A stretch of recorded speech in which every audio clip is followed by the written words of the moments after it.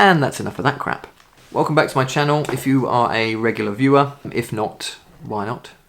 This video is just going to be like a quick sort of review / my opinions on the legendary camera that is the Leica M6. Now I've borrowed this for a week. I've had it just over actually off a new photographer buddy of mine named Meti, who lives in London. Hello mate, you alright? I'm doing well, mate. How are you? Nice to see you. I'm good. You can check him out on Instagram as the East London photographer. He shoots Fuji like I do, he shoots film like I do, yeah, he's really good at portraits and stuff. He gets involved with a lot of street photography and a lot of the protests that go on in London. So yeah, if you're interested, definitely check him out. But yeah, so basically I picked it up just before I went away for the week with the family. So we had like a little short break, just 5 days in the southeast coast of Kent. We just booked a cheap caravan just to kind of get away for a bit.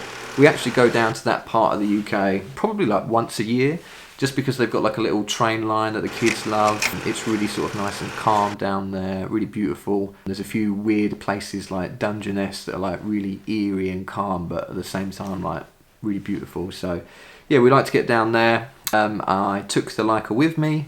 I didn't do a great deal of filming just because I kind of wanted to take a break for a while from doing filming and YouTube and stuff. I did a little bit, but the whole point of this video was that it's more about the camera and the images that I can make with the camera. You know, I've never shot a Leica before. This was the first time using any Leica, let alone the Leica M6. I've got it with the Voigtlander 35mm f1.4 lens, so 35mm is probably like my favourite focal length for documentary stuff anyway, so it really fit me perfectly. Obviously I had to learn to use it sort of at the beginning, but when I got the hang of it, I really enjoyed shooting with it. But what I'll do is I'll show you, I pieced together the pictures with a bit of footage that I managed to get. So I'll show you first, and then I'll come back and give you my opinions and stuff and talk about the camera a bit more.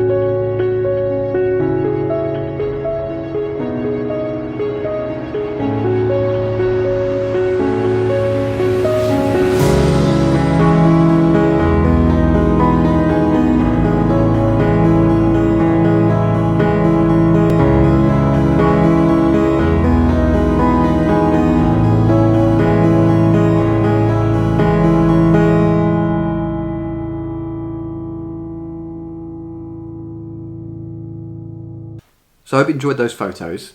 I honestly can say that I had the most amazing time shooting with this camera. Like, everything about it, the look, the feel, the build quality, the ergonomics, like, everything was just so much fun. It was honestly just a joy to use, and you know, I can honestly see why Leica has such like a cult following and like a reputation for making great cameras, because they are just bloody great cameras. This was the Leica M6 TTL version, so obviously there's various Leica M models and whatnot, but the M6, they had the original M6 and then the M6 TTL. And the only real difference is obviously this one will sync with TTL flash, and then the shutter dial on the top is supposedly a bit bigger, and I think that's about it actually. Oh, so it's got an inbuilt light meter, and with the light meter, instead of just telling you whether to go higher or lower with your exposure, it will tell you when you're locked on to like the perfect exposure, which is it's just so easy to use. Like, it really was.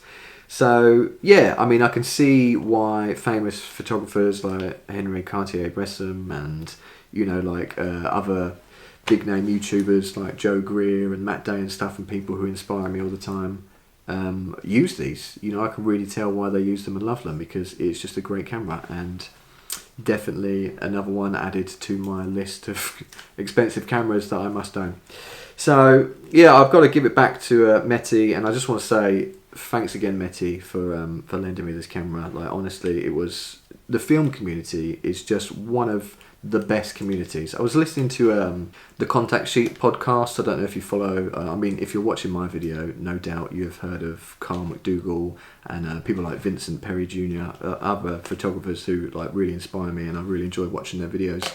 But yeah, so Kyle has a podcast called The Contact Sheet, and he interviewed Vincent Perry Jr. recently, and listening to that, like, so much of that resonated with me, how I am as a photographer. But just like they mentioned about how good the film photography community is, and it's true. Like, I've been a photographer for like 6 years now, and the photography community is a great community to be involved in, but the film community just like ups it to that next level. Like, anytime I need any help or anything, or I've got a question, if I ask another film photographer, they're more than happy to help out and give advice. And you know, I'm the same. Like, I have people asking me on my YouTube and Instagram all the time questions, and I'm just happy to answer these questions. You know, like, if you're walking along the street and you see a fellow photographer, you're kind of like, oh, all right. If you've both got cameras, if you see a fellow film shooter, instantly, like, you almost like have to strike up a conversation. Like, hey, yeah, what do you got? What are you shooting with? Like, there's just something about the nostalgia to film and the aesthetics to it that is just great, and